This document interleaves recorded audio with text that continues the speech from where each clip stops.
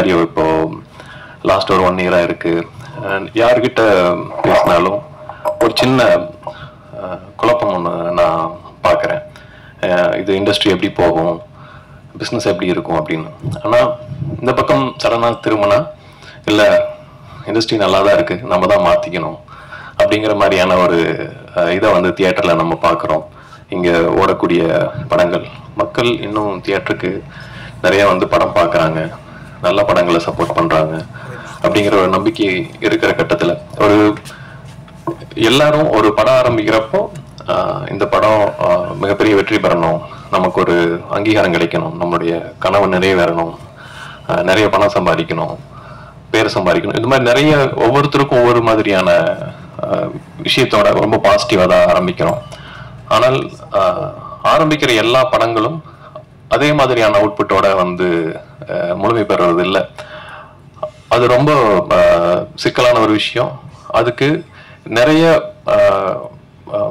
வெவ்வேறு விதமான கலைஞர்களுடைய என்ன சொல்றது ஒரு சரியான ஒரு பொருத்தமான ஒரு ஒர்க் ஒன்று தேவைப்படுது. அந்த ஒர்க்கு நல்லபடியாக அமைஞ்ச ஒரு படமாக நான் மெட்ராஸ் மேட்னி படத்தை நான் பார்க்குறேன். ஏன்னா தனிப்பட்ட ஒருத்தரை வந்து நம்ம இந்த படத்தில் வந்து இல்லை இவங்களோட ஒர்க்கு தான் பெஸ்ட் அப்படின்னு நம்ம சொல்லிட முடியாது. ஒவ்வொருத்தருடைய ஒர்க்கும் ரொம்ப இலகுவா அந்த படத்தை தாண்டி இல்லாம எல்லாமே படத்துக்குள்ள இருக்கிறது இந்த படத்தினுடைய ஒரு பெரிய அட்வான்டேஜ்.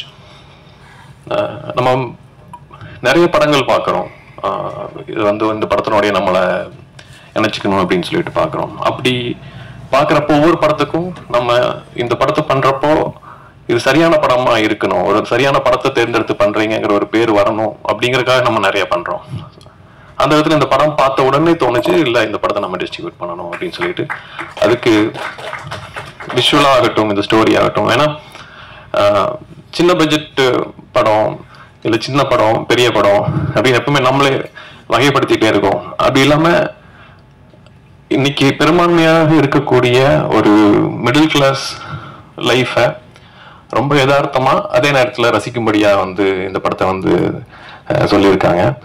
ஸோ மெட்ராஸ் மேட்னின்னா ஒரு மிடில் கிளாஸ் லைஃபை வந்து ஒரு மேட்னி ஷோவா நம்ம பார்க்குற மாதிரியான ஒரு அனுபவம் தான். நிறைய விஷயங்கள் ரொம்ப நாஸ்டாலஜிக்கா இருந்துச்சு. ஒவ்வொரு கேரக்டர்ஸும் நம்ம வாழ்க்கையில நம்ம பார்த்த கேரக்டர்ஸை திரும்பி பார்க்குற மாதிரி இருந்துச்சு. அதை திரு கார்த்திகேயன் மணி அவர்கள், ஏன்னா இது வந்து ஒரு தமிழ் படம் எல்லாமே ஒரு இன்டர்நேஷனல் படம் சொல்லலாம். ஏன்னா இதுல இன்டர்நேஷனல் ப்ரொடியூசர்ஸ் எல்லாம் இன்வால்வ் ஆயிருக்காங்க. ஸோ ஒரு 2 தயாரிப்பாளர்கள் இதுல வந்து அவங்க ஆல்ரெடி ஹாலிவுட் படங்கள் எடுத்தவங்க தான். ஆனா அவங்க மொத்தமா இது வரைக்கும் அவங்க படம் பார்த்துட்டு இருக்காங்களா? ஓ பரவாயில்ல.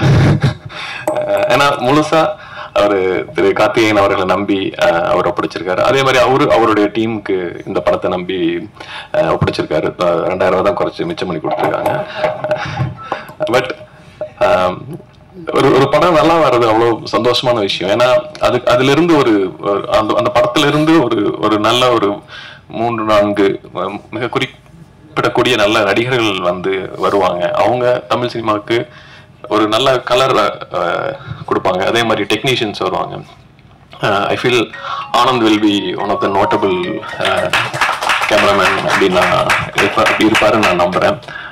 ஸோ அந்த வகையில் அபிஷேக் எழுதி கொடுத்த எல்லாமே பேச முடியல, பட் ஓரளவுக்கெல்லாம் பேசியிருக்கேன் நினைக்கிறேன். அண்ட் இதில் நடிச்சிருக்கிற ஒவ்வொரு ஆர்டிஸ்டுக்கும் என்னுடைய வாழ்த்துக்கள், எல்லா டெக்னீஷியனுக்கும் நான் வாழ்த்துக்கள் நான் தெரிவிச்சுக்கிறேன். அண்ட் ஸ்னேகன் சார் உங்களோட ஒர்க் ரொம்ப அருமையாக இருந்துச்சு. அண்ட் பாலசாரங்கன் அவரோட ஒர்க்கு ரொம்ப நல்லா இருக்கு.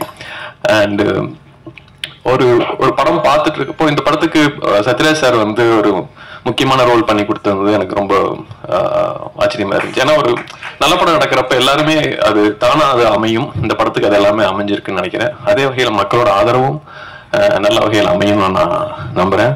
அண்ட் காளியங்க சார் உங்களோட ஒர்க் அருமையா இருந்துச்சு. ஒரு திடீர்னு ஒரு படம் பார்த்துட்டு இருக்கப்போ ஒரு மூமெண்ட்ல அட இவர் வச்சு ஒரு ஃபுல் லென்த் ஆக்ஷன் படமே பண்ணலாம் போல இருக்கு, அவ்வளவு மாசா இருக்காரு அப்படி இருந்துச்சு.